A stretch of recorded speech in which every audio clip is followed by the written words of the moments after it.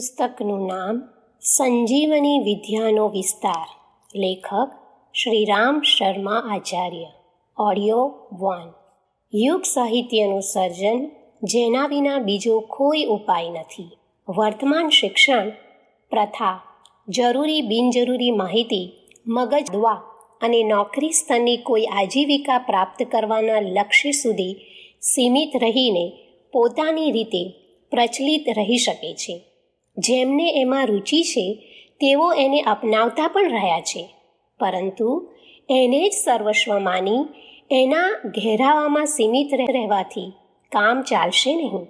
હવે પછીના દિવસોમાં વ્યક્તિ અને સમાજને ઘડવા માટેની જરૂરી પ્રેરણાનો પ્રકાશ આભાસ પણ એમાં કોઈ રીતે જોઈ શકાતો નથી. જે સુધારણા અને સર્જનની જરૂર પડશે એ માટેનો કોઈ સંકેત પણ આ શિક્ષણ પ્રથામાં નથી. આજની સૌથી વધુ આવશ્યકતા એની છે જેને પ્રાચીન કાળથી વિદ્યા કે મેઘાના નામે ઓળખવામાં આવે છે, જે સ્વયં દરેક સમસ્યાનો ઉકેલ કરી શકવા સમર્થ હોય છે. હવે એનું જ આગમન થઈ રહ્યું છે. જે અભિનવ જાણકારી અને પ્રેરણાની હાલના દિવસોમાં જરૂર છે એને પ્રાપ્ત કરવા માટે માત્ર શાળાઓ પર આધાર રાખી શકાય નહીં. એક તો એમાં તે વિષયનો સમાવેશ જ થયો નથી. બીજું, એ જરૂરિયાત પાઠ્યપુસ્તકોની ગોખણપટ્ટીથી પૂરી થઈ નથી. એના માટે તો પ્રત્યક્ષ ઉદાહરણો, પ્રેરણામય વાતાવરણ નજર સમક્ષ રહેવું જોઈએ. ખાસ કરીને શિક્ષકો પણ એવી કક્ષાના હોવા જોઈએ કે જે વિદ્યાર્થીને પોતાના ઢાંચામાં ઢાળી પ્રતિભાશાળી અને પ્રાણવાન બનાવી શકે, જે સ્વયં ઉત્કૃષ્ટ બને. એટલું જ નહીં, પોતાના વ્યક્તિત્વથી સઘળા સંપર્ક ક્ષેત્રને પ્રકાશિત કરી શકે. પ્રજ્ઞાનું અવતરણ અને એના વિસ્તારનું કાર્ય અસાધારણ રીતે વિસ્તૃત છે. એ શિક્ષિત, અશિક્ષિત, સ્ત્રી, પુરુષ, બાળકો, વૃદ્ધો, સ્વસ્થ, રોગી દરેકને તેનાથી પરિચિત કરાવવાના છે. ભાષાઓના નાના નાના વર્તુળમાં વહેંચાયેલા આ સંસારમાં રહેનારા 600 કરોડ લોકોને આ રીતે યુગ ચેતનાના તંત્ર દ્વારા પ્રશિક્ષિત કરવાના છે. આ યોજના એ થશે કે એને પૂરી કરવામાં ઓછામાં ઓછા 100 વર્ષનો સમય લાગશે, તેમજ અબજો જેટલા ધનની જરૂર પડશે. વધુમાં અધ્યાપકોની નિયુક્તિ કરીને એમને પણ તાલીમ આપવી પડશે. આ માટે યુગ શિક્ષાનું સ્વરૂપ એ આધાર ઉપર ઘડવું પડશે કે જે હાલની પરિસ્થિતિમાં એટલા સમયમાં પાર પાડવું સંભવ હોય. મહાન કાર્યોની રાહ જોવા માટે રોકાઈ જવા કરતાં વર્તમાન પરિસ્થિતિમાં જે ઢાંચા સાધનો ઉપલબ્ધ હોય એનાથી તાત્કાલિક કાર્ય શરૂ કરી દેવું વધુ ઉચિત છે, જેથી લોકો જોઈ શકે કે આ રીતે કાર્યની શરૂઆત કરવાથી પરિણામ કેવું આવે છે. જો વાત સંગીન હશે તો લોકો એને જરૂર અપનાવશે. પરંપરાગત શિક્ષણ પ્રથા અમુક હદ સુધી પોતાનું અસ્તિત્વ ટકાવી પણ શકશે, પરંતુ એ બહાને યુગ શિક્ષણને રોકી શકશે નહીં. યુગ શિક્ષણમાં આ વિષયો આવશ્યક છે. પ્રથમ, વ્યક્તિત્વનો સર્વાંગી વિકાસ. બીજું, સમાજ અને એની સાથે જોડાયેલી પરંપરાઓનું નવીનીકરણ. ત્રીજું, અર્થવ્યવસ્થા. ચોથું, સુલભ આજીવિકા કેવી રીતે પ્રાપ્ત થાય. મનુષ્યના ચિંતન, ચારિત્ર અને વ્યવહારમાં સંસ્કારિતાનો વધારો કેવી રીતે થતો જાય. છઠ્ઠું, વર્તમાન કુટુંબ વ્યવસ્થામાં પરિવર્તન અને સુધારણા કઈ રીતે લાવી શકાય. સાતમું, શારીરિક અને માનસિક બીમારીઓથી કેવી રીતે મુક્ત થવાય. આઠમું, અવાંછનીયતાનો સામનો કેવી રીતે થઈ શકે. નવમું, હાલની સરખામણીમાં અધિક સુખદ અને સરળ પરિસ્થિતિનું નિર્માણ કેવી રીતે કરી શકાય. 10મું, સહકાર અને સદભાવનાના ક્ષેત્રનો વિકાસ કેવી રીતે થાય. 11મું, તત્વદર્શનના ક્ષેત્રમાં સુસંસ્કાર વિરોધી માન્યતાઓનું સમાધાન કઈ રીતે કરી શકાય. અને 12મું, રાજતંત્ર અને ધર્મતંત્રની સમર્થ શક્તિઓને નવયુગને અનુરૂપ ઢાંચામાં કઈ રીતે પ્રયોજી શકાય. આ માત્ર થોડા વિષયોની ચર્ચા છે. આમાંના દરેક વિષયની અનેક શાખાઓ પ્રશાખાઓ નીકળી શકે અને દરેક એક સ્વતંત્ર વિષય તરીકે બહાર આવી શકે. એ સંજોગોમાં યુગ શિક્ષણનું પુસ્તકીય મૌખિક અને વ્યવહારિક સ્વરૂપ રજૂ કરવું એ એટલું મોટું કામ છે કે એને વર્તમાન શિક્ષણ અનેક ગણું વ્યાપક અને પ્રભાવશાળી કહી શકાય. લાંબા સમયમાં તૈયાર થતા કિલ્લા કે મહેલને બદલે આજની આવશ્યકતા પૂરી કરી શકે તે માટે પોતાના જ હાથે પોતાના જ સાધનો વડે ઝૂંપડી ઊભી કરી લેવામાં આવે. યુગ સાહિત્યનું સર્જન આ સંદર્ભમાં પ્રત્યક્ષ કાર્ય છે, જેના દ્વારા અભિનવ પ્રસંગની પૃષ્ઠભૂમિ અને રૂપરેખાના સંબંધમાં જે બાબતોની અનિવાર્ય રૂપે હાલ જરૂર છે તે સંપૂર્ણ રીતે શક્ય હોય નહીં તો માર્ગદર્શન રૂપે પણ રજૂ કરી શકાય. લોક ઉપયોગિતાને સમજશે તો આ પ્રયોગના વિસ્તાર માટે જરૂર ઉત્સાહ બતાવશે. લોકો ઓછા સમયમાં કોઈ પણ વિષયની વ્યવસ્થિત જાણકારી મેળવી શકે એટલા માટે પ્રદર્શનો યોજવામાં આવે છે. આપણી શક્તિનો અને કાર્યના વિસ્તાર વચ્ચેનો તાલમેળ જે રીતે બેસી શકે છે એ પ્રમાણે હાલમાં આપણી સૂઝબૂઝ કાર્યક્રમ રજૂ કરવામાં આવી રહ્યો છે. યુગ નિર્માણ યોજના મથુરા અને શાંતિકુંજ હરિદ્વારથી એવું સાહિત્ય પ્રકાશિત કરવાનું શરૂ કર્યું છે કે જે સામે આવેલી સમસ્યાઓના અનેક પાસાઓ પર પ્રકાશ પાડે છે. આ વિષયોની સંક્ષિપ્ત રજૂઆતથી કામ ચાલે નહીં.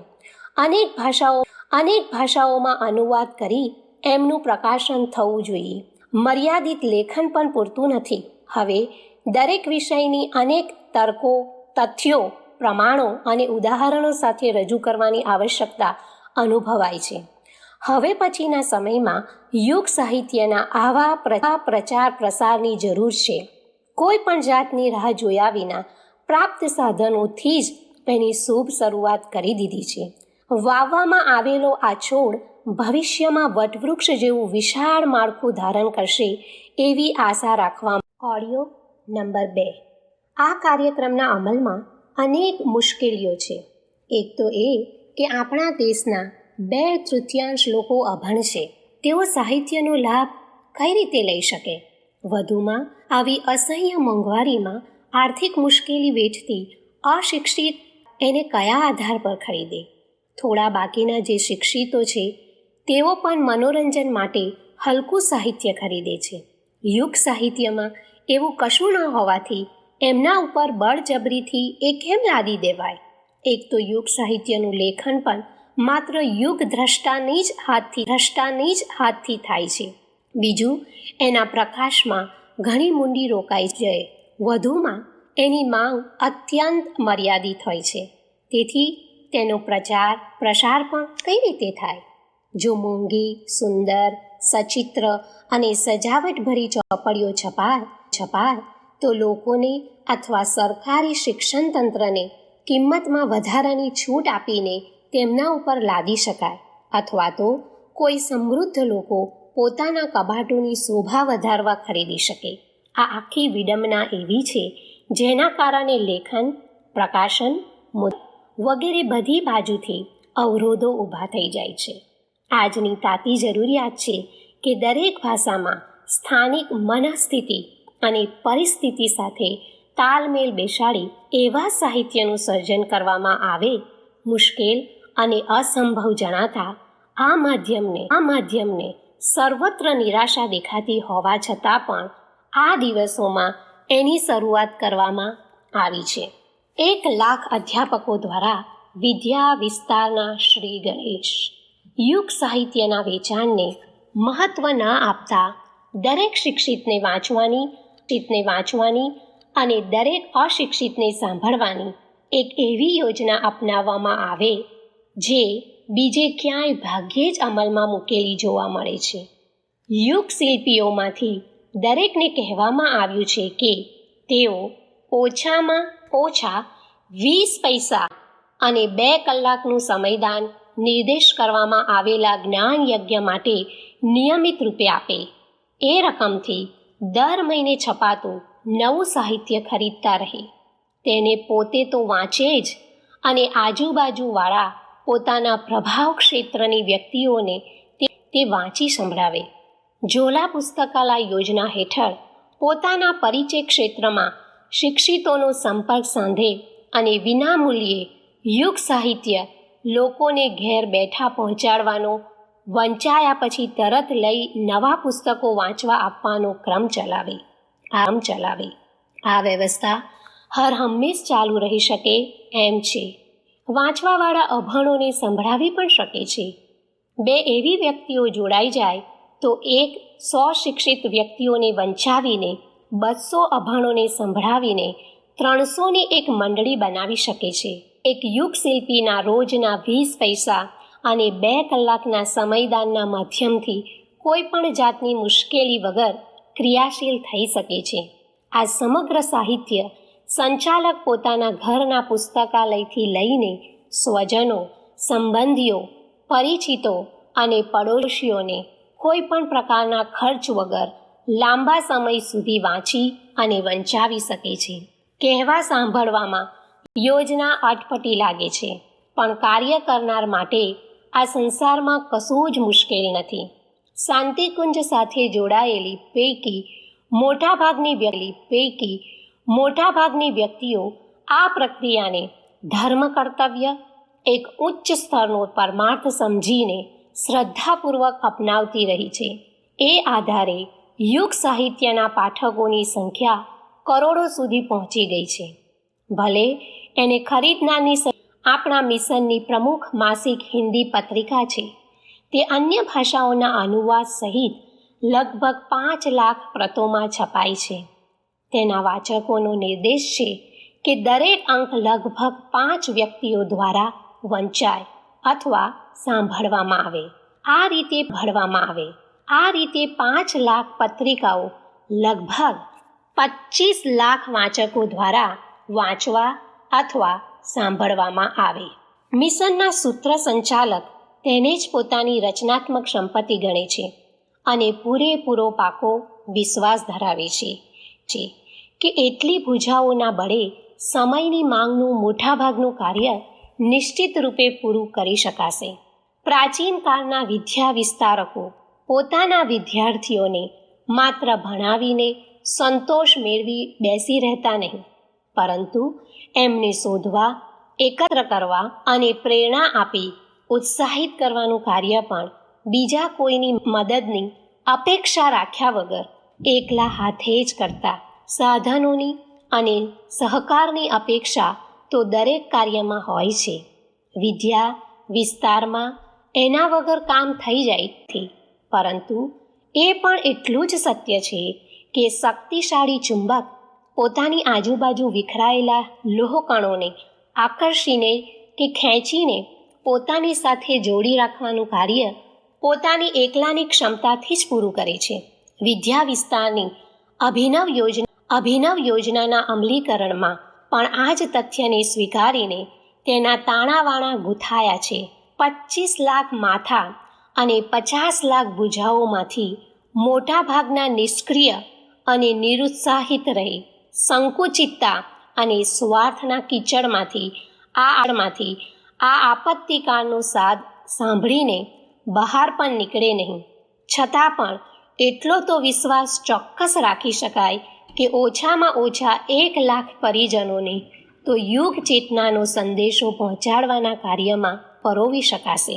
આ વિશ્વાસ ભાવોરે ઉભર્યો નથી. અત્યાર સુધીના લગભગ 80 વર્ષના જીવન દરમિયાન નિરંતર એવા સંગઠનમાં પોરવાઈને અનુભવો મેળવ્યા છે. તેમની સાક્ષી તેમજ છત્રછાયામાં પૂરેપૂરી સંભાવના છે કે યુગ શિલ્પી તો પૂરેપૂરો સમય આપી શકે નહીં તો પણ 2-4 કલાક સહેલાઈથી કાઢી શકે અને આપત્તિકાળની જરૂરિયાત પૂરી કરવાના ઉપયોગમાં લઈ શકે છે. સમયદાન, અંશદાન આ 2 અનુબંધો એવા છે જે પ્રજ્ઞા પરિજનો માટે પોતપોતાના ક્ષેત્રમાં નિયોજિત કરવા તે અનિવાર્ય ગણ્યા છે. ભાવના શૂન્ય નિષ્ઠુરોની સંકુચિતતા એવી હોય છે કે તેઓ વ્યસ્તતા અને અભાવગ્રસ્તતાનું કરેલું બહાનું હંમેશા બતાવ્યા કરતા હોય છે. તેઓ બીજાનું પડાવી લેવાની કોશિશ કરતા હોય છે. પોતાનામાંથી એમના માટે વજ્રપાત જેવું અસહ્ય લાગતું હોય છે. આવા લોકો આપણા પરિવારમાં પણ હોઈ શકે છે, પરંતુ એટલો તો વિશ્વાસ કરી શકાય છે કે 25 લાખમાંથી 1 લાખ તો એવા અવશ્ય નીકળશે જેઓ આ આપત્તિ કાળમાં રોજના 20 પૈસા અને 2-4 પૈસા અને 2-4 કલાકનો સમય લોકમંગળ માટે આપતા રહેશે. આ સમય અને પૈસા પોતાના જ સંપર્ક ક્ષેત્રમાં વિદ્યા વિસ્તાર માટે ખર્ચ કરવાના છે. બીજા કોઈને આપવાની જરૂર નથી. પોતાના જ હાથે પોતાનો સમય અને પૈસા વાપરવામાં પોતે તો નથી રહ્યા ને એ શંકા નથી રહેતી. સેવા સાધનાનો આ ક્રમ અપનાવીને 1 લાખ અધ્યાપક પ્રત્યેક 100 વિદ્યાર્થીના હિસાબે 1 કરોડ વિદ્યાર્થીઓનો સંપર્ક સાધી એમને નવયુગને અનુરૂપ પ્રેરણા આપવામાં સફળ થઈ શકશે. જો અપેક્ષા કરતા પરિણામો જણાય તો 5 લાખ પરિજનો 5 કરોડને પણ હચમચાવે છે. ઢંઢોળીને ઊભા કરી દેવામાં સમર્થતા દર્શાવી શકે છે. આ જ વાત જો સંપર્ક ક્ષેત્રના વર્તમાન 25 લાખ પરિજનોને લાગુ પડવા લાગે તો સમજી લેવું જોઈએ કે 25 કરોડને વિદ્યાદાન આપવાની પરંપરા શરૂ થઈ ગઈ છે. પોતાના ઘર અને કુટુંબના વર્તુળમાં શું થઈ શકે એ વાતને ધ્યાનમાં રાખીને જ આ બધું વિચારવામાં આવી રહ્યું છે. પરંતુ આટલો નાનો લક્ષ્યાંક બંધાઈ રહે એ સંભવ નથી. જ્યારે ચોર, ઉઠાગીરી, નશાખોરી, ગુંડા, ઉચ્છખલ, વ્યાભિચારીઓ પોતપોતાના સંપર્ક ક્ષેત્રમાં અનેકોને નવી શૈલીથી પ્રભાવિત કરતા અને સાથી તથા સહયોગીઓ બનાવતા જોવા મળે છે. આવી કોઈ કારણ નથી કે ઉચ્ચ ઉદ્દેશ્યો સાથે સાચા, નિષ્ઠાવાન અને ચિંતનને કાર્ય સાથે જોડનારા જો પ્રયત્ન કરે તો પોતાના જેવા અનેકને આકર્ષીને કે ઘસડીને તેમનો સહયોગ મેળવીને પરિવારને વિસ્તૃત ન કરી શકે. પ્રજ્ઞા પરિજનોએ 25માંથી 125 બનવા માટે અનેક રીતે પ્રેરણા આપવામાં આવી રહી છે. 1થી 5ની ગુણાકારની પ્રક્રિયા જો ખરેખર પાર પડે તો 4-5 છલાંગોમાં જ દેશની 80 કરોડની જનતાને સર્જન ચેતના દ્વારા પ્રેરિત કરી શકાય. કેમ કે આપણું આંદોલન સાર્વજનિક, સાર્વભૌમિક, સર્વ જાતિઓ માટે અને સર્વ માન્યતાઓ ધરાવતા લોકો માટે સમાન રીતે ખુલ્લું છે. આથી કોઈ સંકુચિત ક્ષેત્ર સુધી સીમિત રહેવાની તો આશંકા રાખી શકાય તેમ છે જ નહીં. સારાંશ એ જ નીકળે છે કે યુગ ચેતના સૂર્યના કિરણોની જેમ ગમે ત્યાંથી શરૂ થાય. Audio number 3. સંજીવની વિદ્યાને વ્યાપક બનાવવામાં આવે. અહીં જીવન અને પ્રાણવાનોની ચર્ચા થઈ રહી છે. જેઓ પોતાનું ગાડું તો કોઈ પણ જાતની મુશ્કેલી વગર ચલાવી શકે છે અને બીજાને મદદ કરી શકે એમ છે. ઘેટાં પણ આને ઊન આપીને મદદ કરે છે. ઝાડ અને છોડ પોતાના પાંદડા, લાકડા, ફળ, ફૂલોની સંપત્તિ વહેંચવામાં કોઈ દિવસ સંકુચિત બનતા નથી. પછી મનુષ્યમાં તો ઉદારતાનો કોઈ અંશ હોવો જોઈએ. વિચાર આવે છે કે 1000માંથી 1 વ્યક્તિ તો એવી હશે જેને માનવીય ગૌરવનું સ્મરણ હોય અને જે ભલું કરવામાં અને વિકૃતિઓનું નિરાકરણ કરવામાં કોઈને કોઈ રીતે કામ આવી જશે. 8 કલાક કમાવામાં, 7 કલાક ઊંઘવામાં અને 5 કલાક આમ તેમ દોડધામ કરવામાં જાય તો પણ 20 કલાકમાં તો દિનચર્યા બરાબર પૂરી થઈ જાય છે. આમ 4 કલાક પરમાર્થ પ્રયોજન માટે કાયમ ઉપયોગમાં લેવા માટે એમની પાસે બચે છે જે રોજ કૂવો ખોદીને પાણી પીવા માટે વિવશ છે. એવા લોકો ઉપરાંત સરકારી પેન્શનરો પણ ઓછા નથી જે માત્ર 55 વર્ષના થઈ જાય છે અને ઓછામાં ઓછા 80 વર્ષની ઉંમર સુધી શારીરિક કે માનસિક શ્રમ કરવાની સ્થિતિમાં હોય છે. જો એ લોકો અંતરાત્માનો અવાજ સાંભળી શકે તો યુગ ધર્મનો પડકાર ઝીલવામાં પોતાનું શ્રેષ્ઠ જીવન કોઈ પણ જાતની મુશ્કેલી વગર નિયોજે છે. જેમના બાળકો કમાવા લાયક થઈ ગયા હોય તેઓ પૈકી ઘણા નિષ્ક્રિય જીવન વિતાવતા હોય છે અથવા તો તો આની તેની પંચાયતમાં લાગી જતા હોય છે. એક મોટો વર્ગ એવો પણ છે જેને ભૂતકાળમાં પૂરતા પૈસા કમાઈ લીધા છે અથવા તો વારસામાં ઘણી બધી સંપત્તિ મેળવી લીધી છે. જો તેઓ ઈચ્છે તો એ સંપત્તિ બેંકમાં જમા કરાવીને એના વ્યાજમાં બાકીનું જીવન અને પોતાના બાળકોનું ભરણ પોષણ સારી રીતે કરી શકે છે. એમની પાસે પૂરતો સમય પણ હોય છે. જો એમનું મન કાદવમાં ઉગતા કમળની જેમ ઉઠે, આદર્શ અને ચિંતન તરફ ઢળે, તો સમજી લેવું જોઈએ કે યુગ પ્રશિક્ષકોની એક નવી સેના મોરચા ઉપર આવીને ઊભી રહી ગઈ છે. સાધુ, બ્રાહ્મણ, પુરોહિત વર્ગ તો ધર્મના આધાર ઉપર જ પોતાની આજીવિકા મેળવે છે. એમના માટે તો અનિવાર્ય કર્તવ્ય બની જાય છે કે જે પોતાના નમક હલાલ કહેવડાવતા રહે. ભજન કરવાનું બહાનું તો એવું નથી કે જેની આડમાં જનસાધારણની શ્રદ્ધા અને સંપત્તિનું દોહન કરવામાં આવે. સ્ત્રીઓમાં કેટલીક તો એવી હોય છે, વાસણની સફાઈ જેવા કાર્યોમાં થોડીક ફુરસદ મળતી હોય છે. તેઓ યુગ ધર્મની માંગ પ્રમાણે થોડું ઘણું સમયદાન કે અંશદાન આપી શકે. વિધવાઓ, ત્યક્તાઓનો મોટો વર્ગ એવો છે કે જે કોઈની મહેરબાની ઉપર જીવતો હોય છે. સામાજિક મુશ્કેલીઓના લીધે જેમના લગ્ન થઈ શક્યા હોય નહીં, કે જેમના મનમાં પોતાના પછાત સમાજ માટે સહાનુભૂતિ છે, તે સામાન્ય રીતે અવિવાહિત રહી જાય છે. નિરાશ્રિત રહેવાથી નોકરી કરી પોતાના ભાઈ ભત્રીજાની કમાણી કરી આપે છે. આવી સ્ત્રીઓ જે પોતાને દુર્ભાગ્યગ્રસ્ત માને છે, વાસ્તવમાં તે સૌભાગ્યવતી છે, જેમને ભગવાને દાસીનું બંધનયુક્ત જીવન જીવવાની વ્યવસ્થામાંથી ઉગારી લીધી છે. ઘરમાં વહુઓ આવતા સાસુઓ તંદુરસ્ત હોવા છતાં પણ કામમાંથી છુટકારો મેળવી લેતી હોય છે. શ્રીમંત પરિવારમાં કમાણી સારી હોવાથી કામ કરવા માટે નોકર ચાકર હાજર જ હોય છે. ઘરની સ્ત્રીઓ તો ટીવી જોવું, રેડિયો સાંભળવો કે નવલકથાઓ વાંચવા જેવા બેકાર કામમાં સમય વિતાવતી હોય છે. આવી સ્ત્રીઓનો વર્ગ પણ એટલો વિશાળ છે કે તેઓ મહિલા ઉત્કર્ષ માટે ઘણું બધું કરી શકે તેમ છે. મહિલા સમુદાયનો ઉપરોક્ત વર્ગ એવો નથી જે વધારે કાર્યરત હોવાની વાતો કહી મહિલા ઉત્થાનની સામાયિક મહત્ત આવશ્યકતાઓનો વિરોધ કરવા કોઈ સમાજમાં આવે તેવું યોગ્ય બહાનું બનાવી શકે. આ સમયે વસ્તી વધારાના ભારથી ધરતી ત્રાહી પોકારી રહી છે અને સમાજ વ્યવસ્થા લથડિયા ખાઈ રહી છે. આવી આપત્તિ વેળાએ જે સ્ત્રી પુરુષો બાળકોને જન્મ આપવામાં મુક્તિ મેળવી તેમને સમાજદાર અને દૂરદર્શી ગણી શકાય. જો આવું ક્યાંય શક્ય બને ત્યાં એ સંભવ છે કે બંને એક મળી 11નું ઉદાહરણ બની શકે. એકબીજાને ઊંચા ઉઠાવવામાં સહાયકોની જવાબદારી ન હોવાથી બંને મળી અને યુગ ધર્મનો નિર્વાહ કરી 11 ગણું કામ કરી શકે છે. પ્રસવ પીડામાં 13% સ્ત્રીઓ મરી જાય છે અને મોટી સંખ્યામાં આજીવન રોગ અને નિર્બળતાનો શિકાર બને છે.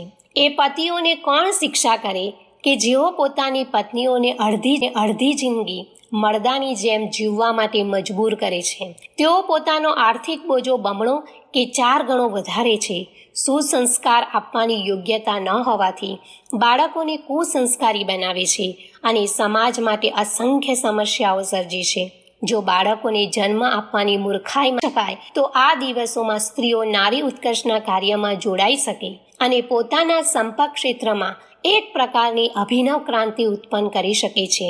સવાલ કામના બોજાનો કે અભાવગ્રસ્તતાનો નથી, પણ દરેક વ્યક્તિ સંકુચિતતા, નિષ્ઠુરતા અને ધૃણાજનક સ્વાર્થપરાયણતા રૂપી શૈતાનથી ઘેરાયેલા છે. એ જ આદર્શ નિમિત્તે સંયમ રાખવામાં અને પરમાર્થ માટે સેવા સાધના કરવામાં અવરોધો ઊભા કરે છે. જો કોઈ પણ ઉપાયથી એને ઘટાડવા કે નિર્મૂળ કરવામાં આવે તો અશિક્ષિત સ્તરના કોઈ પણ નર નારી કંઈક અંશે તો યુગ અધ્યાત્મકની નાની મોટી ભૂમિકા નિભાવી શકે. જો એવું વાતાવરણ સર્જી શકાય તો સમજી લેવું જોઈએ કે મહાકાળની મહાન આવશ્યકતાનો મોટો ભાગ સરળતાપૂર્વક સંપન્ન થયો છે. એક સમય એવો હતો જ્યારે બધા મંદિરો, ગુરુકુળો, આરણ્યકો, આશ્રમો, તીર્થો એ કામમાં પોતાની ક્ષમતાનો ઉપયોગ કરતા હતા. એમાં મોટી સંખ્યામાં બ્રહ્મર્ષિ, રાજર્ષિ, દેવર્ષિ, ઋષિમુનિ રહેતા હતા. ત્યાં જનારાને એમની યોગ્યતા અને પરિસ્થિતિને અનુરૂપ એવું શિક્ષણ આપતા કે જેથી ત્યાંથી પાછા ફરનાર વ્યક્તિ ઊંચી ઉઠી આગળ વધવા સમર્થ બની શકે. એ જ કારણ હતું કે બાળકોને લઈને વૃદ્ધોને સંજીવની વિદ્યાનું જ્ઞાન હતું અને તેઓ એનું અનુકરણ કરતા. એ કક્ષાએ પહોંચવાનો પ્રયત્ન કરતા કે જેથી તેઓ સાચા અર્થમાં દેવમાનવ બની શકે. એવા લોકો જ્યાં વસે તે વિસ્તાર સ્વર્ગ જેવો કહી શકાય અને સમજી શકાય. આવું વાતાવરણ ભૂતકાળમાં હતું જ. હવે તેવી પ્રક્રિયાને ફરીથી અપનાવવામાં આવે તો તેમાં થોડો પણ સંદેહ કરવો જોઈએ નહીં કે સતયુગનું પુનરાગમન થાય નહીં. સમસ્યા શિક્ષણ પદ્ધતિ અને શિક્ષકોની છે, જેનું નિરાકરણ કરવાનો નિશ્ચય શાંતિ કુંજે કર્યો છે. એ માટે સ્વાધ્યાય સત્સંગની જ નહીં પરંતુ એવા નાના મોટા આયોજનો અને સમારંભોની પણ વ્યવસ્થા કરવામાં આવી છે, જેના આકર્ષણથી જ જન સમુદાયને એકત્રિત. Audio number 4. મહાવિદ્યાનો ઉદય અને અભ્યોદય. અગ્નિની ઉર્જા જ્યારે પણ ઉત્પન્ન થાય છે ત્યારે સમીપવર્તી વાતાવરણને ઉર્જામય બનાવ્યા વગર રહેતું નથી. સુગંધનો પણ આવો જ અનુભવ છે. તે જ્યાં પણ મૂકવામાં આવે છે નજીકના ક્ષેત્રમાં પણ એવી જ સુગંધ ફેલાવ્યા કરે છે. વિદ્યાના સંબંધમાં પણ એવું સમજવું જોઈએ, ગંગા ભલે એક ખડક ઉપર ઉતરી હોય પણ એની જળધારા દૂર દૂર સુધી શીતળતા, સરસતાનો વિસ્તાર કરતી રહે છે. આમ તો દુર્બુદ્ધિ પણ પોતાના નજીકનાઓને લપેટમાં લઈ લેતી હોય છે. સદ્ભાવને પણ પોતાનું વિશેષ ક્ષેત્ર અને સ્વભાવ છે. એ મલયાનીલની જેમ દૂર દૂર સુધી પોતાના પ્રભાવનો પરિચય આપે છે. સૂર્યનો પ્રકાશ પણ ધરતીના ખૂણે ખૂણે પહોંચે છે. પ્રજ્ઞાનો સ્વભાવ પણ આ જ રીતે વિસ્તૃત ક્ષેત્રને પ્રભાવિત કરવાનો છે. 20મી સદીમાં વિજ્ઞાનને આગળ કરીને કરવામાં આવતા અત્યાચારો પણ નિયંત્રતાને અત્યંત ક્ષોભે છે. એ લાંબા સમય સુધી તે અપાત્રતાને તે સ્થિતિમાં રહેવા દેવા ઈચ્છતા નથી. આમ વ્યાપક પરિવર્તનોની તૈયારી ચાલી રહી છે. 21મી સદીના ઉજ્જવળ ભવિષ્યની સંરચના એ જ આધારે થઈ રહી છે. આ પ્રક્રિયાનું પ્રમુખ કાર્ય એક જ હશે, જેને પ્રજ્ઞાયુગનું અવતરણ કહી શકાય છે. વિચાર ક્રાંતિ, જ્ઞાન યજ્ઞ જેવા નામ પણ એને જ આપવામાં આવેલા છે. જો આને જ વિદ્યા વિસ્તાર કહી શકાય તો પણ હરકત સરખું નથી. આજીવિકા માટે જરૂરી જાણકારીઓ મેળવવા પાઠ્યપુસ્તકોનો ભારે બોજો માથા ઉપર લાદવાનું આજનું શિક્ષણ દિવસે દિવસે પ્રગતિ કરી રહ્યું છે. તેને વેચવાવાળી ગામડામાં અને શહેરમાં, ગલીઓમાં અને મહોલ્લાઓમાં ઝડપથી ખુલી ગઈ છે. અધ્યાપકોની મોટા પાયે નિયુક્તિ થઈ રહી છે. વિદ્યાર્થીઓને પણ ખોટ નથી. તેઓ નોકરી મેળવવાની લાલચમાં મોટી સંખ્યામાં ત્યાં પહોંચી જાય છે. ક્યારેક તો પ્રવેશ મેળવવો પણ મુશ્કેલ બની જાય છે. જેઓ સફળ થતા નથી, નોકરી મેળવતા નથી, તેઓ નિરાશ અને ગુસ્સાથી દુઃખી થઈ એવો રસ્તો પકડે છે, જે અયોગ્ય અને અપાત્ર જ કહેવાય છે. પ્રસ્તુત શિક્ષણ પ્રણાલીની અપૂર્ણતાને જોતા ધીમે ધીમે તેના તરફ ક્ષોભ વધતો જાય છે. ઉપર અનૈતિકતાને દૂર કરવા અને નૈતિકતાને સક્રિય કરવા માટે જે વિદ્યાની આ દિવસોમાં ખૂબ જરૂર છે, તે 21મી સદીની સાથે સાથે બધી બાજુઓને પ્રકાશિત કરવા માટે તે પ્રભાતની માફક ઉમંગથી આવી રહી છે. એનો વિસ્તાર પણ થઈને જ રહેશે. એ વ્યાપક પણ બનશે. શિક્ષણ માટે અક્ષરજ્ઞાન જરૂરી છે, પરંતુ વિદ્યાની સાથે જોડાયેલી આ આદર્શવાદી શ્રેષ્ઠતા તો સીધી અંતઃકરણમાં ઉતરી જાય છે. નિરક્ષરતામાં તેમાં બાધક બનતી નથી. શાલીનતા, સજ્જનતા, શ્રેષ્ઠતા, આદર્શવાદિતાના સિદ્ધાંતોને ગમ કરવા માટે સાક્ષરતા અનિવાર્ય નથી. હાલની પરિસ્થિતિ જોતા આના સાધનો માટે ભગીરથ પ્રયાસો કરવા પડશે. સવાલ કોઈ ક્ષેત્ર કે દેશનો નથી, પરંતુ સમસ્ત સંસારને એની અપેક્ષા છે. આ સંદર્ભમાં શિક્ષિત, અશિક્ષિત, ધનિક, નિર્ધન, સેવક અને સ્વામી, નર અને નારી બધા જ સ્તરના લોકો એક જ વાતનું રટન કરી રહ્યા છે. બધા એક જ તૃષા અને આવશ્યકતા અનુભવી રહ્યા છે. માન્યતાઓ, ભાવનાઓ અને આદતોમાં અનુચિતતાનો સમાવેશ થવાથી અગણિત સમસ્યાઓ સર્જાય છે. ગંદકી સડવાથી અનેક બિનજરૂરી જીવજંતુઓ ઉભરાય છે અને બીમારીઓના જંતુઓ ફેલાય છે. કુરૂપતા અને નિર્બળતા તો એની સાથે જોડાયેલી જ હોય છે. આ જ દુર્ગતિની સ્થિતિ છે જે દરેક જગ્યાએ ઓછા કે વધતા પ્રમાણમાં જોઈ શકાય છે. સમાધાન, નિરાકરણ આનું કરવાનું છે. આવી પરિસ્થિતિમાં માત્ર કચરો સાફ કરવાથી પતી જતું નથી, પણ એ જગ્યાએ ચૂનો લગાવવો, છાણથી લીપવું અથવા જંતુનાશક દવાઓનો છંટકાવ કરવો પણ. આ બધા કાર્યો વિદ્યા વિસ્તારથી જ સંભવ બનશે. અહીં વિદ્યા શબ્દને સાચો અર્થ પણ સમજવો પડશે. એ સાક્ષરતા સુધી સીમિત નથી, પરંતુ દીર્ઘદ્રષ્ટિ, વિવેક અને ભાવ સંવેદના સાથે ગાઢ રીતે જોડાઈ જાય છે. વિદ્યાના લાભો પરોક્ષ છે. એના આધારે વિવેક પાંગરે છે, વ્યક્તિત્વ શુદ્ધ થાય છે અને પ્રતિભા ખીલે છે. સંપત્તિ ભલે સીમિત હોય, પણ વ્યક્તિને સંસ્કારિતા એટલી ઊંચાઈ સુધી લઈ જાય છે કે વ્યક્તિ દેવમાનવ બની શકે, જેના ધારણકર્તાને નર રત્નોની ગણવામાં આવે. સુધારક, ઉદ્ધારક આવા લોકોને જ કહી શકાય. આ બધી વિશેષતાઓ ઉચ્ચ સ્તરની હોય છે. તેથી સામાન્ય માણસ તો એ બાજુ ધ્યાન આપતો નથી. આત્મસંતોષ, લોક સન્માન અને દૈવી કૃપાની મહત્તા વિશે જેણે ક્યારેય સાંભળ્યું હોય નહીં, આવવા માટે શા માટે પ્રયત્ન કરે? આ દિવસોમાં તો પૈસા જ પરમેશ્વર ગણાય છે. અહંકારનો પ્રભાવ એવી રીતે ફેલાયો છે કે તેના માટે આવેશમાં સમય, શ્રમ અને સાધનોની મોટામાં મોટા પ્રમાણમાં ન્યોછાવર કરવા માટે લોકો આકુળ વ્યાકુળ થાય છે. વાસના, તૃષ્ણા અને લોલુપતા, લાલસા અને તૃષ્ણા જ્યારે પરાકાષ્ઠાએ પહોંચે ત્યારે વિધાતા બ્રહ્મ વિદ્યાના કે આત્મજ્ઞાનના સ્વર્ગીય દૃષ્ટિકોણ અને જીવન મુક્તિ જેવા ઉચ્ચ સ્તરના સંબંધમાં કોઈ કંઈ સાંભળે, સમજે પણ શા માટે? એ દિશામાં કંઈક કરવા તેમજ નિયમ બનાવવાની વાત તો દૂર રહી. જે હોય તે આજે તો ભલે આ સડેલા કીચડમાં ગુજારો ચાલી શકે, પણ ભવિષ્યમાં સ્વચ્છ વાતાવરણની જરૂર પડશે. એના વગર કોઈનો ઉદ્ધાર થાય નહીં. આટલું હોવા છતાં એ પણ ભૂલવું જોઈએ નહીં કે કાર્યક્ષેત્ર ઘણું જ વિસ્તૃત છે, સાથે સાથે દુષ્કર પણ છે.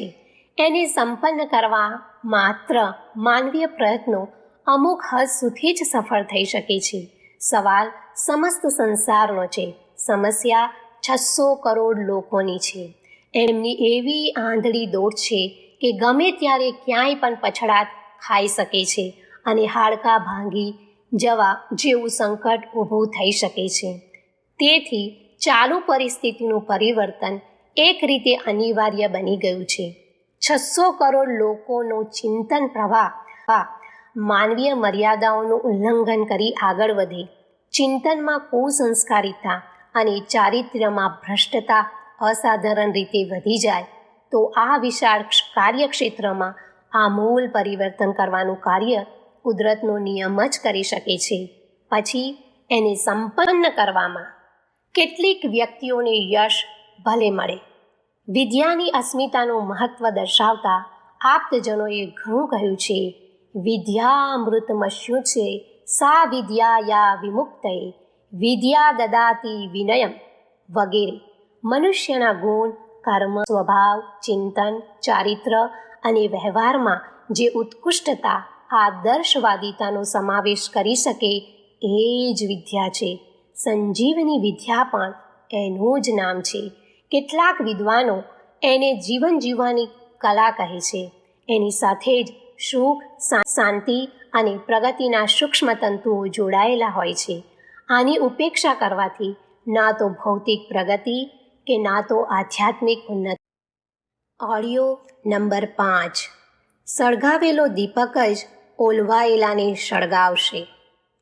કથા છે કે મહાપ્રલય વખતે સર્વત્ર સમુદ્રના ખારા પાણી ભરાઈ ગયા હતા.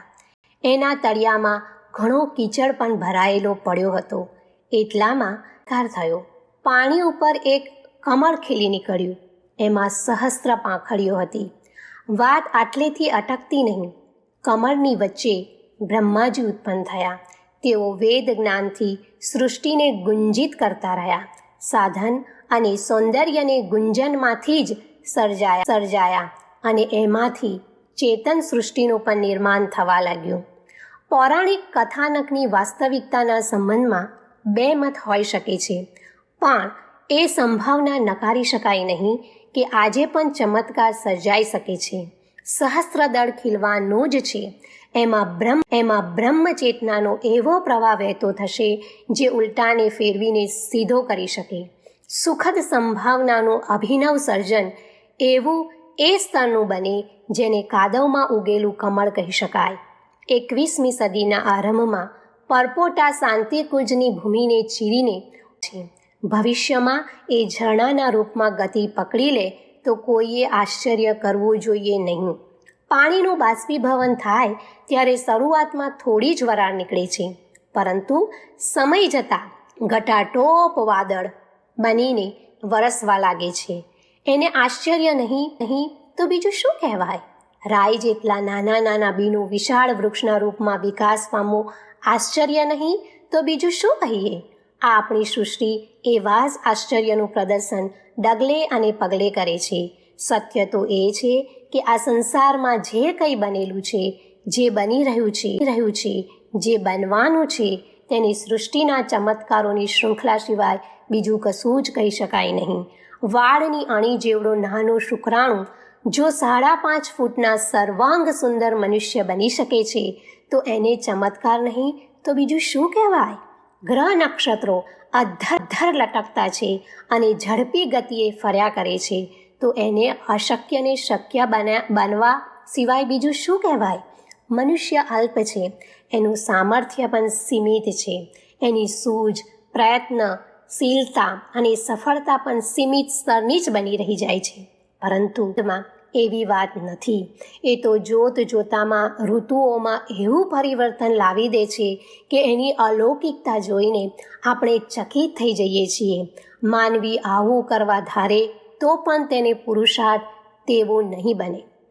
અવતારોની પૂર્ણ શૃંખલા વિશે વિચારતા પણ એ જ નિષ્કર્ષ નીકળે છે કે એમનું અવતરણ અસંભવને સંભવ બનાવી દેવા માટે જ થઈ રહ્યું છે.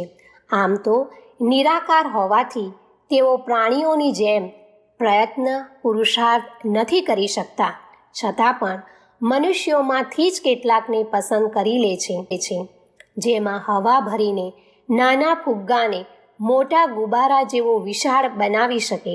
હનુમાનો, અંગદ, અર્જુનો, નારદો, બુદ્ધો, ગાંધીઓ વગેરેની એટલી મોટી શૃંખલા છે કે જેમને મનુષ્ય શરીરધારી હોવા છતાં પણ એવા મહાન કાર્યો કરી બતાવ્યા કે જેને અદ્ભુત અને અલૌકિક કહી શકાય. એકવાર તો મહર્ષિ વિશ્વામિત્રે બ્રહ્માજીએ સર્જેલી સૃષ્ટિની સ્પર્ધામાં બીજી સૃષ્ટિ રચવા માટે કમર કસી હતી.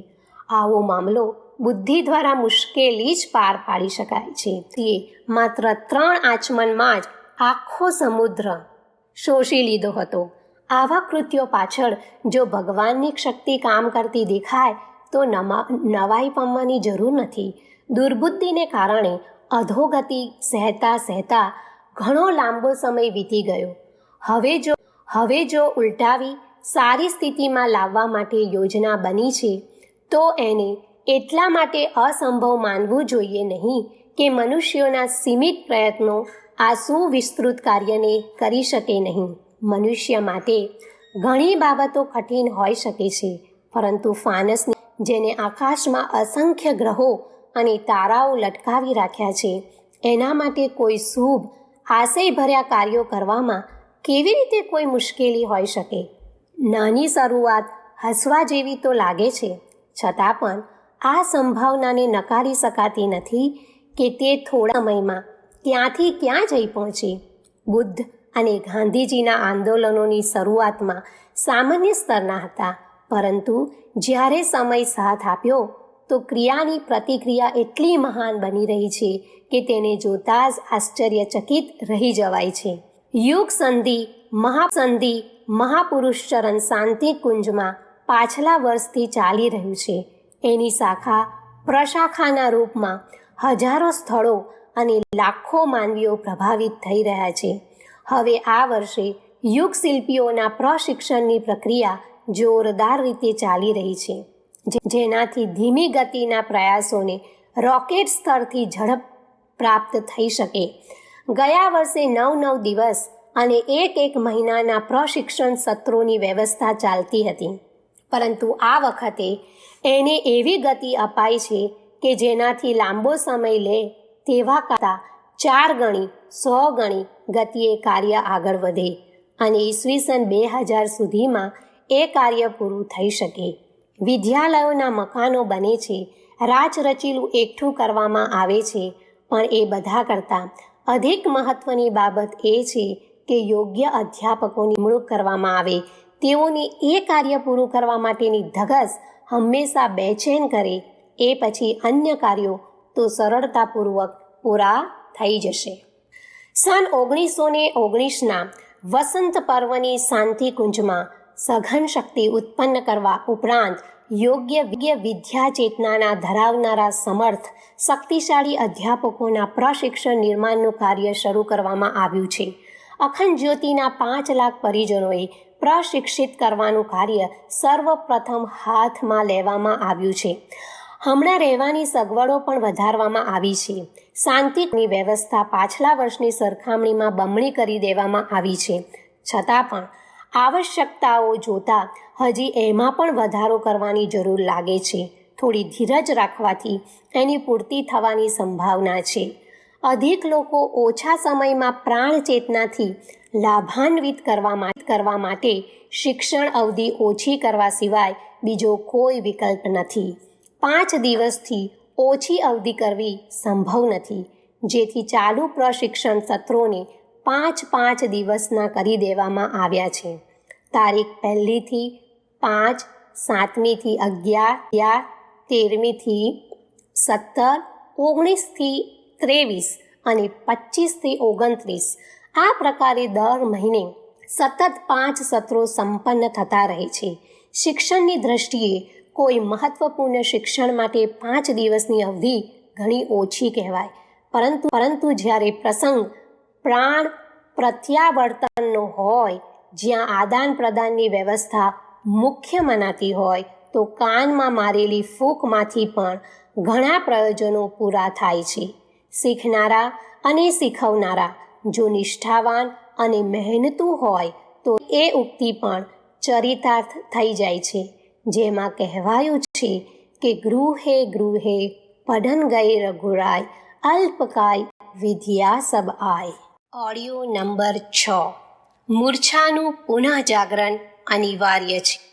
વિશ્વવ્યાપી પરિવર્તન અને સર્જનનું બેવડું પ્રયોજન પૂરું કરવા માટે સામાન્ય રીતે સેંકડો અને હજારો વર્ષોનો સમય લાગી જાય છે, પરંતુ હવે એટલી રાહ જોઈ શકાય તેમ નથી. તેને રોકવા માટે ધૂળ, પાણી વગેરે જે કાંઈ મળે એનાથી જ હાથોહાથ કામ કરવું પડે છે. સહમત અને ઉત્સુક વિદ્યાર્થીઓને ભણાવવાનું અઘરું નથી, પરંતુ જે ખોટાને સાચું માનીને બેઠા છે એને સમજાવવાનું અસંભવ તો હોય નહીં, પરંતુ અઘરું જરૂર છે. આ દિવસોમાં વિચાર પરિવર્તનના આધારે યુગ પરિવર્તન કરવા માટે એવા પ્રશિક્ષકો જોઈએ કે જેઓ માત્ર વાર્તાલાપ, શંકા સમાધાન અને પ્રવચનો દ્વારા આવશ્યક જ્ઞાન આપી શકે.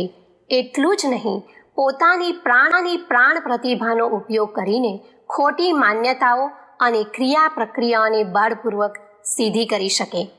પ્રાચીન કાળમાં વાતાવરણ અનુકૂળ હતું. તે સમયે એ મુખ્ય પ્રયોજનો માટે જરૂરિયાતવાળી સંસ્થાઓ સ્થાપવા માટે ઇમારતો પણ સહેલાઈથી જ બની હતી.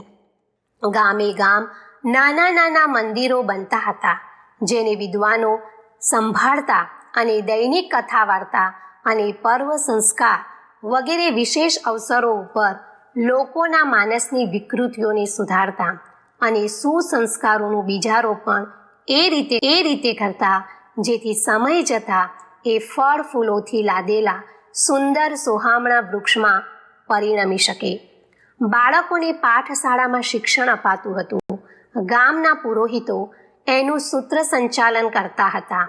યજમાનો એમની નિર્વાહ સામગ્રી થોડા સમયે મોકલતા રહેતા હતા. જેમના માટે અન્ન વસ્ત્ર જ પૂરતા હોય તો એમને બીજા ખર્ચની જરૂર પણ શી હોય. બાળકોના શિક્ષણના બદલામાં મુઠ્ઠીભર અનાજ આપવું જોઈ કોઈને ભારે પડતું નહીં. વિદ્યાર્થીઓને શિક્ષણ અને વિદ્યાનો બેવડો લાભ કોઈ જાતની મુશ્કેલી વગર મળ્યા કરતો હતો. ઉપલા વર્ગો માટે ગુરુકુળ હતા, જેમાં વિદ્યાર્થીઓ માટે ફક્ત ઉચ્ચ અભ્યાસ નહીં પરંતુ ભોજન વસ્ત્રની પણ વ્યવસ્થા કરવામાં આવતી હતી. અધ્યાપકો, ઉપાધ્યાયો, વિદ્વાનો અને વાનપ્રસ્થોનું શિક્ષણ આશ્રમ આરણ્યોમાં થતું હતું. વયોવૃદ્ધ મનીષીઓનું સામાયિક ચિંતન અને નિર્ધારણ બુદ્ધિજીવી આશ્રમોમાં ચાલતું રહેતું હતું.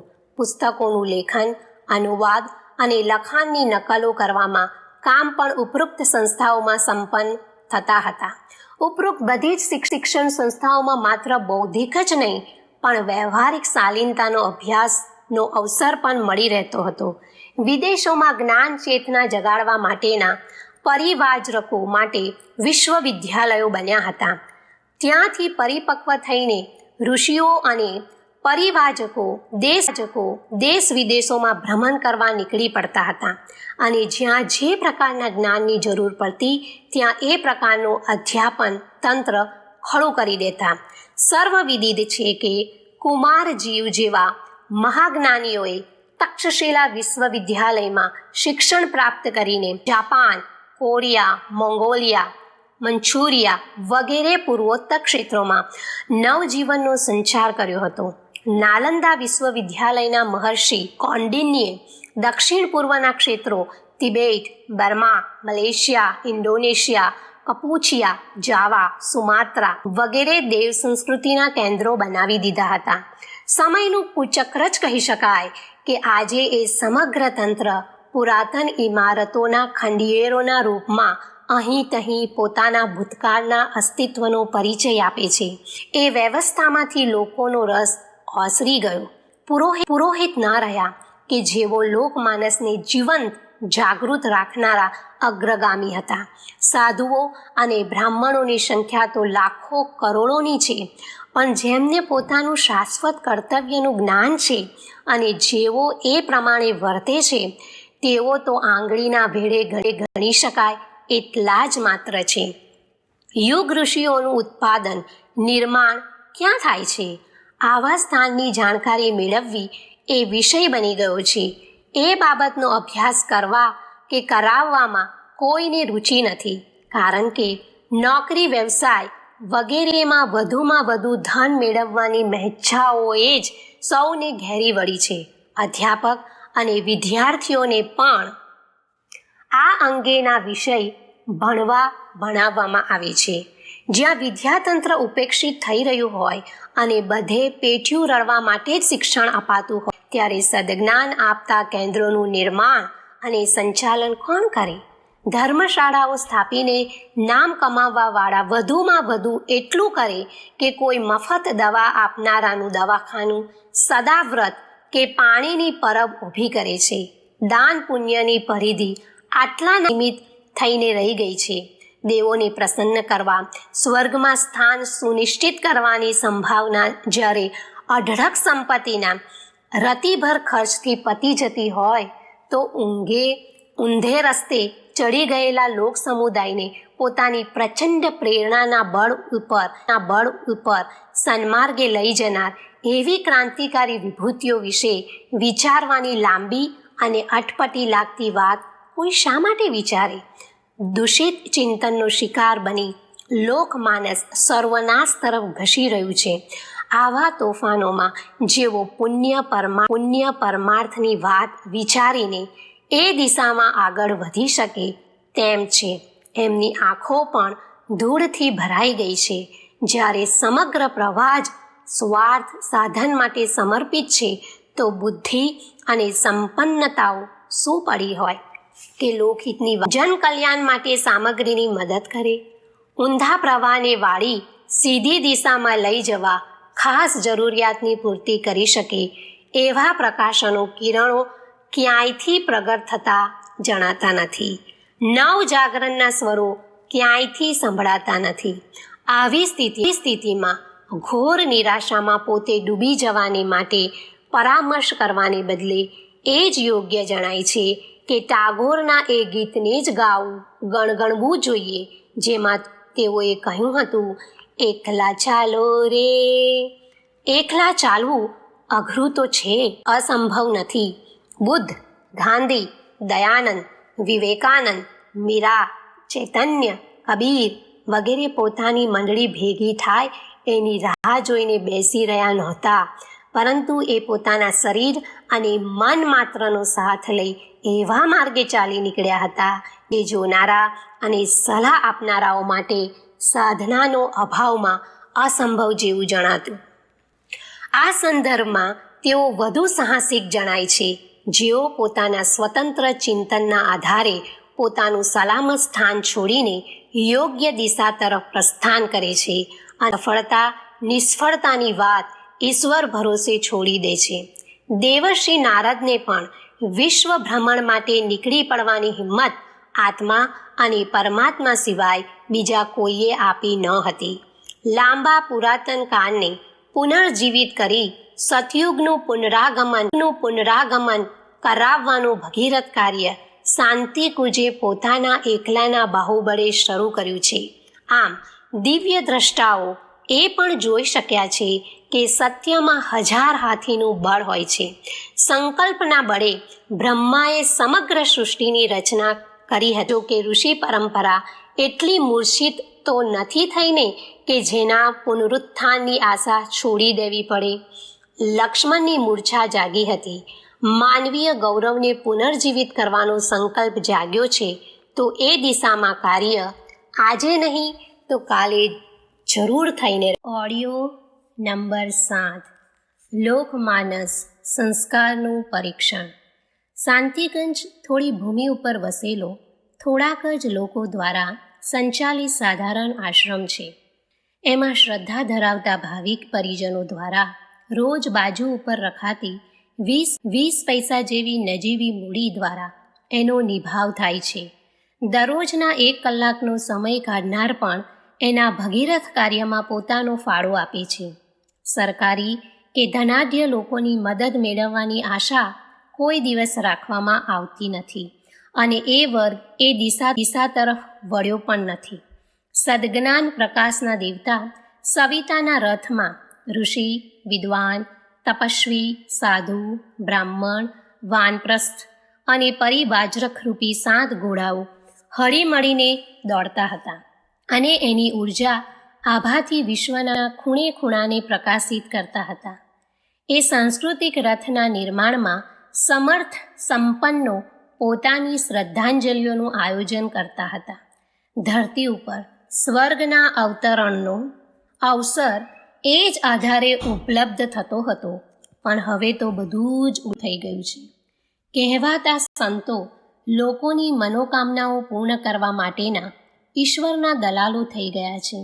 પૈસા ખર્ચનાર પોતાના આત્માની વિડંબના સિવાય બીજા કોઈ પરમાર્થના કામમાં ધન ખર્ચવા માટે પણ તૈયાર હોતા નથી.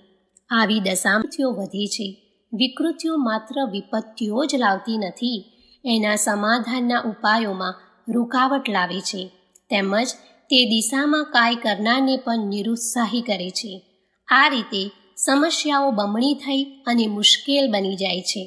છતાં પણ કંઈક કરવું તો છે જ.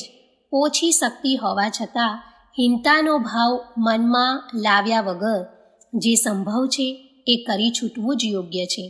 એ કરવામાં પણ આવી રહ્યું છે. દુષ્કર્મની જેમ સત્કર્મનું અનુકરણ કરનારા પણ ઘણા નીકળી આવે છે. દિવાળીની રાત્રે દીપમાળાઓ ઝગમગવા લાગે છે. દીપ પર્વ મનાવવામાં આવે છે અને એવું જોવામાં આવે છે કે સમર્થોએ મોં ફેરવી લીધું હોવા છતાં સામાન્ય અને અલ્પ શક્તિ ધરાવતા લોકો પણ એવું કંઈક કરી શકે છે જેથી ઓછામાં ઓછી પ્રશંસાનો લાભ તો મળી શકે.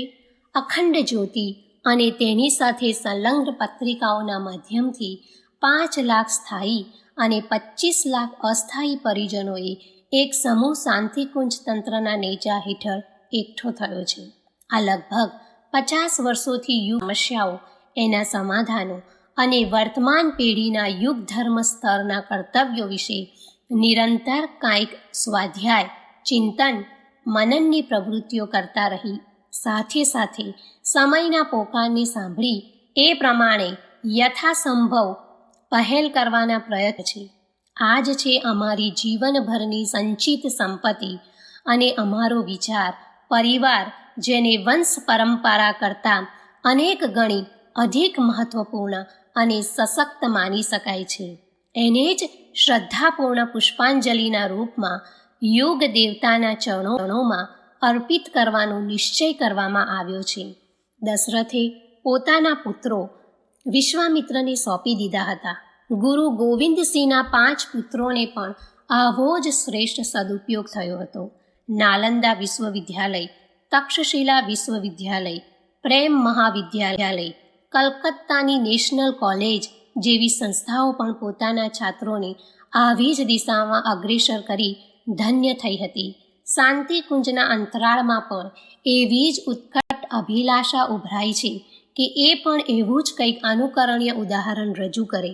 1990ના પર્વથી તો શાંતિકુંજમાં અનેક પ્રકારના પ્રશિક્ષણ એકસાથે શરૂ થયા છે. એમાં લોકમાનસના પરિષ્કારનું આંદોલન પ્રથમ છે. બીજું મહિલા જાગરણ છે, જેમાં અર્ધ જનસંખ્યાને પોતાના મૂલ્યો સમજાવવાની, જ્ઞાન મેળવવા માટે શિક્ષણ ઉપરાંત અવલંબન અને સુસંસ્કૃત બનાવવાની ચેતનાને જગાડવાની છે. ત્રીજું છે માનવીય અંતરાળમાં રહેલી પ્રાણ ચેતનાના ઉદ્દીપન માટે સાધનાત્મક સંશોધનોની વ્યવસ્થા. આ કાર્ય બ્રહ્મ વર્ચસ્વમાં કરવામાં આવશે. મહિલા પ્રશિક્ષણને શક્તિ ચેતના કહેવામાં આવશે અને ભાવ સંવેદના જગાડનાર શિક્ષણને કલ્પ પ્રક્રિયા કહેવામાં આવશે. આ ત્રણેય ઉપક્રમ એક જ તંત્ર હેઠળ કામ કરશે અને એમનું સૂત્ર સંચાલન કરનારી ઉર્જા એક જ બિંદુમાંથી ઉત્પન્ન થશે. કાર્યારંભના પ્રથમ ચરણમાં વિચારવામાં આવ્યું છે કે 5 લાખ કાયમી પાઠક પરિજનોમાંથી દર વર્ષે 1 લાખને પ્રશિક્ષિત કરવામાં આવે. આમ 5 લાખને 5 વર્ષોમાં પ્રશિક્ષિત કરી દેવાય. જો ગતિ બેવડી કરવામાં આવે તો ઈસવીસન 2000ના આગમન માટે જે 10 વર્ષ બાકી છે તે દરમિયાન આ લાખને માત્ર પ્રશિક્ષિત જ નહીં, પરંતુ કેટલીક હદ સુધી નિયમિત રૂપે રોજ કંઈક ને કંઈક કરતા રહેવાનું વ્રત લેવડાવવામાં આવશે. 1માંથી 5 બનાવવાનું આંદોલન પણ આ સાથે જ ચલાવવામાં આવી રહ્યું છે. એ આધારે કહી શકાય કે જો આ દિવસોમાં 5 લાખના પ્રભાવથી 25 લાખ જાગૃત થયા છે, તો આગામી 10 વર્ષોમાં 25 લાખમાંથી 5 ગણા વધી અને 1.25 કરોડ થઈ શકે છે. એક જ ક્રમ આગળ ચાલે તો 6 કરોડ થઈ શકવા અસંભવ નથી. આટલા સર્જન શિલ્પીઓ લોકમાનસને પરિષ્કૃત કરવામાં, વ્યવહારમાં ઘૂસી ગયેલી અવાંછનીયતાને દૂર કરવામાં મહદ અંશે સફળ થઈ શકે છે. સૃષ્ટિના સર્જકની સુનિયોજિત યોજના આગળ વધી રહી તો એ દિવસ દૂર નથી કે જ્યારે દરેક વ્યક્તિના મનમાં સમુદ્ર મંથન જેવી પ્રક્રિયા શરૂ થઈ જાય અને એમાંથી એકથી ચડિયાતા દૈવી સંપત્તિના પ્રાણવાન રત્નો નીકળી સમગ્ર વિશ્વને સ્વર્ગ જેવું બનાવી દે. આ દિવસોમાં વાદી વિરક્તતાને શોધવામાં સફળતા મળી નથી. રંગીન કપડાં પહેરનારા, માળા લટકાવી ફરનારા, મફતના સાધનો ભેગા કરનારની આજે ખોટ નથી, પરંતુ વિવેકાનંદ, કેશવાનંદ અને દયાનંદ ક્યાંથી આવશે? એ દિશામાં નિરાશ થઈને ચાલવાને બદલે હવે એવું વિચારવામાં આવ્યું છે કે સદગૃહસ્થોના માધ્યમથી જ આપત્તિકાળની જરૂરિયાતોને પૂરી કરી શકાશે. આ સિવાય બીજો કોઈ વિકલ્પ નથી. દર વર્ષે 1 લાખને પ્રશિક્ષિત કરવાની યોજના શાંતિકુંજમાં અહીં અત્યારે આયોજિત કરી. આ સંખ્યામાં ઘરની 4 દિવાલોમાંથી બહાર નીકળીને સ્ત્રી ઉન્નતિ માટે કંઈક કરી શકે એવી સ્ત્રીઓને સમાવેશ પણ કરવામાં આવ્યો છે. આશા રાખી શકીએ કે સાધન સગવડો વધારી દઈએ તો આગામી 10 વર્ષોમાં આપણા કુટુંબમાં જ એવા 50 લાખને પ્રશિક્ષિત કરી શકાશે. એમને એવા સાચા બનાવવામાં આવે જે નવા આવનારાઓને પોતાના બનાવટ જેવા બનાવી શકે. ઈશ્વરની ઈચ્છા વિસ્તાર કરવાની હશે તો આપણું મિશન પણ મત્સ્ય અવતારની જેમ સુવિસ્તૃત થઈ શકે છે અને સમસ્ત સંસારને પોતાના પ્રભાવમાં આવરી શકે છે. ઉપયુક્ત પ્રશિક્ષણ વસંત પર્વ એટલે કે સન 1990ની 31મી જાન્યુઆરીથી વિધિવત શરૂ થઈ ગયું છે. એમાં માત્ર અખંડ જ્યોતિના પરિજનો જ 5-5 દિવસો માટે પ્રવેશ મેળવી શકશે. બધાએ સમયનું નિર્ધારણ પહેલેથી જ કરવું પડશે અને સ્વીકૃતિ મળતા જવાની તૈયારી કરવી પડશે. હવે જે લોકો ફરવા માટે આવતા હતા તે બધાને આવવા માટે કડકાઈ સાથે મનાઈ કરવામાં આવી છે.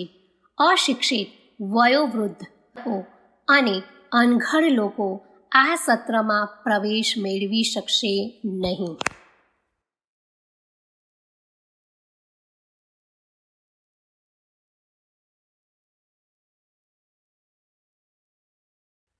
Audio number 8. 5 દિવસની સાધનાનું સ્થૂળ અને સૂક્ષ્મ સ્વરૂપ. માનવી ચેતનાએ 3 શરીર ધારણ કરેલા છે, જેમાંથી એકને સ્થૂળ, બીજાને સૂક્ષ્મ અને ત્રીજાને કારણ શરીર કહેવામાં આવે છે. આ જ માધ્યમો દ્વારા જ્ઞાન પ્રાપ્તિથી લઈ ઉપલબ્ધિઓ પામવા સુધીના અનેક ક્રિયાકલાપો પ્રાપ્ત થાય છે. એ અનુસાર જ એ હલકા, ભારે કે સશક્ત હોય છે.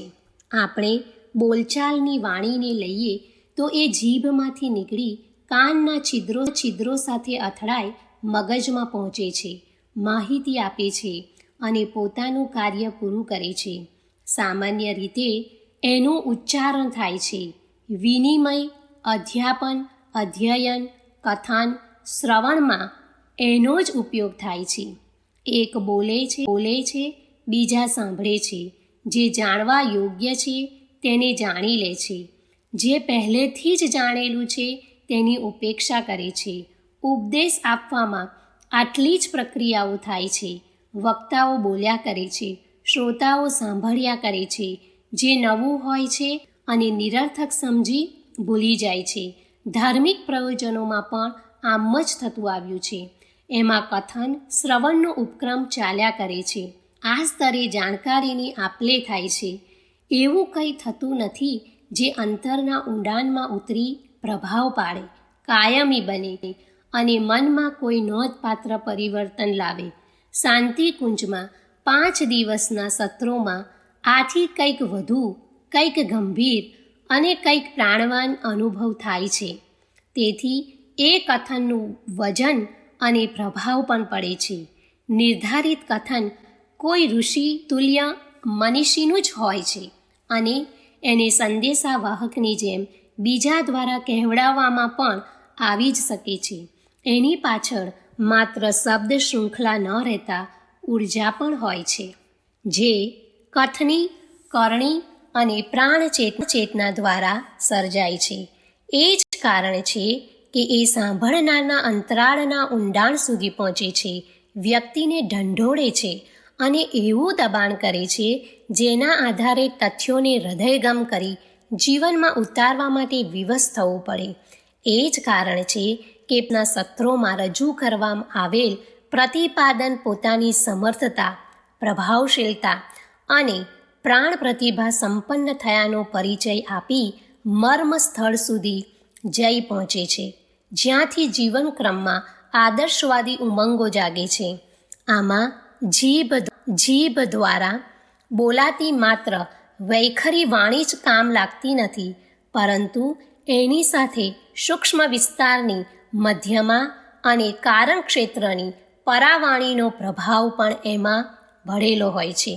ઇન્જેક્શનની માફક રક્ત પ્રવાહમાં પણ તે ભળી જાય છે. સાધનથી સિદ્ધિના સિદ્ધાંત સર્વવિદિત અને સર્વમાન્ય છે. સિદ્ધ પુરુષો અને મહામાનવોમાં જે અસાધારણ શક્તિ દેખાય છે એનું મૂળ કારણ એક જ છે, એમની તપશ્ચર્યા. આદર્શોના પરિપાલન જે સંયમ રાખવો પડે છે એથી મોટા બનવામાં નુકસાન થાય છે. આ જ સંયમ સાધના છે. તેની સાથે જ બીજો પક્ષ પણ જોડાયેલો છે કે જે સત્પ્રવૃત્તિ સંવર્ધન માટે શ્રેષ્ઠતા અપનાવવા, વધારવા અને ઉછાળવા માટે જે ખોટા ખાવાના પ્રસંગ આવે ત્યાં સુધી પરિશ્રમ કરવો પડે છે. પ્રસન્ન ચિત્તે જે આ બંને પ્રયોજનોને ઉત્સાહપૂર્વક સ્વીકારી લે છે એ તપસ્વી છે. શરીર અને મનને કષ્ટ સહેવા માટે કેળવવું તે તિતિક્ષા છે. તિતિક્ષાના અભ્યાસથી તપશ્ચર્યા સરળ બની જાય છે અને એનો વિકાસ થવાથી સિદ્ધિઓના ભંડાર ભરાતા હોય છે. તપનું સ્વરૂપ શું છે? ગરમી ઉર્જા દ્વારા ધાતુઓને પીગાળીને ઇચ્છિત ઓજારોના રૂપમાં ઢાળવામાં આવે છે. ભઠ્ઠીમાં તપી માટીના વાસણો પાકા મજબૂત બને છે. પાણીને ગરમ કરતાં એમાંથી વરાળ ઉત્પન્ન થાય છે અને એમાંથી શક્તિશાળી એન્જિનો ચાલે છે. સંસારમાં મોટાભાગના કાર્યોમાં ઉર્જાનું આયોજન અનિવાર્ય બની જાય છે. 5 દિવસની સાધનામાં પણ વ્યક્તિની સહનશક્તિને અનુરૂપ વિવિધ સાધનાઓ સમાવેશ કરવામાં આવ્યો છે. પૂજા ઉપાસના દરેક પ્રસંગે કોઈને કોઈ રૂપે તપશ્ચર્યાનો ક્રમ જોડાયેલો છે. એના વગર માત્ર ઉપર છેલ્લા કર્મકાંડોથી કોઈને સિદ્ધિ મળી શકવાની નથી. આત્મિક પ્રગતિમાં એક બીજી પણ મુશ્કેલ છે, પૂર્વ સંચિત દુષ્કર્મોનો સંચય.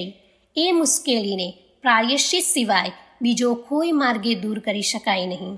મેલા કપડાને ધોવામાં આવે નહીં તો એના ઉપર રંગ કેવી રીતે ચડી શકે? તપ્યા વગર ધાતુ શુદ્ધ સ્વરૂપ કેવી રીતે ધારણ કરી શકે અને એમાંથી કેવી રીતે બની શકે?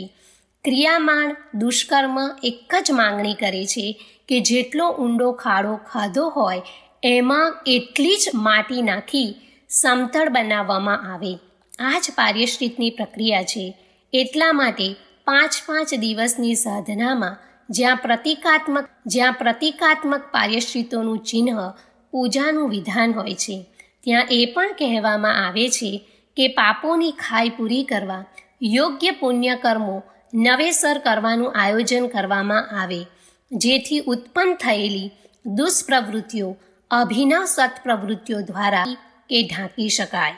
અહીં એક પ્રસંગનું અનુદાનનો પણ છે. બીજ પોતાની શક્તિથી વૃક્ષ બનતું નથી. એને ખાતર, પાણી, સંભાળ વગેરે બાહ્ય મદદની પણ જરૂરિયાત હોય છે. શાંતિકુંજના વાતાવરણમાં એવા તત્વોનો સમુચિત સમાવેશ થયો છે જેના સાનિધ્યમાં ચંદનની પાસે ઉગેલા છોડની માફક બીજા લાભો પણ મળી શકે છે. સ્વાતિ વર્ષા જ્યારે કોઈ વખત જ્યાં પણ થાય છે ત્યાં ઉચિત ક્ષમતાવાળી છીપોમાં મોતી, કેળમાં કપૂર અને વાંસમાં વંશલોચન જેવી કિંમતી વસ્તુઓ બનતી હોય છે. શાંતિકુંજમાં આવા તત્વો અદૃશ્ય રીતે વરસતા રહેતા હોય છે, જેને યોગ્ય સમયે ઝાકળ બિંદુઓની જેમ ધન સ્વરૂપે જોઈ શકાય છે. પારસ, અમૃત અને કલ્પવૃક્ષની ચર્ચા આ રૂપમાં થતી રહે છે, જે સંપર્કમાં બનાવી દે છે. જ્યાંના હવા, પાણી, દવાઓના ઉપચારથી પણ વધુ ફાયદાકારક હોય તેવા સ્થાનો ઉપર સેનેટોરિયમ બનાવવામાં આવે છે, જેથી દુર્બળતા કે રોગને ભગાડી મૂકવા માટે શાંતિકુંજને આવી સુસંસ્કારી ભૂમિના રૂપમાં જોઈ શકાય છે. જ્યાં ગંગા તટ, હિમાલયની છાયા અને સપ્તઋષિઓની તપશ્ચર્યાના વિશિષ્ટ સંસ્કારો આજે પણ પોતાના પ્રભાવનો પરિચય આપે છે. સાધકોને જે આહાર આપવામાં આવે છે તે ઉચ્ચ કક્ષાની સાત્વિકતા ભર્યો અને પ્રાણ ચેતનાની અનેક ગણો ચડિયાતો સમજવામાં આવે છે. શાંતિકુંજના સૂત્ર સંચાલકમાં જે ઋષિ યુગ્મની પ્રધાન ભૂમિકા હતી તે હવે પછીના દિવસોમાં શરીર ન હોવા છતાં પણ આ પુણ્યભૂમિ ઉપર પોતાનું અસ્તિત્વ ટકાવી રાખવા વચનબદ્ધ છે. ભવિષ્યમાં એમની સાધના વધારે ઉગ્ર થઈ જશે એ સમગ્ર ઉપાર્જનનો લાભ અને પરિજનોને અવિરતપણે મળતો રહેશે. જેઓ નજીકના ભવિષ્યમાં નવસર્જનના હેતુ માટે પોતાના સમયદાન અને અંશદાન નિયોજિત કરવામાં પાછી પાની કરશે નહીં. સારા પુસ્તકો જીવંત દેવ પ્રતિમાઓ છે. એમની આરાધનાથી તત્કાળ પ્રકાશ, પ્રેરણા અને ઉલ્લાસ મળે છે.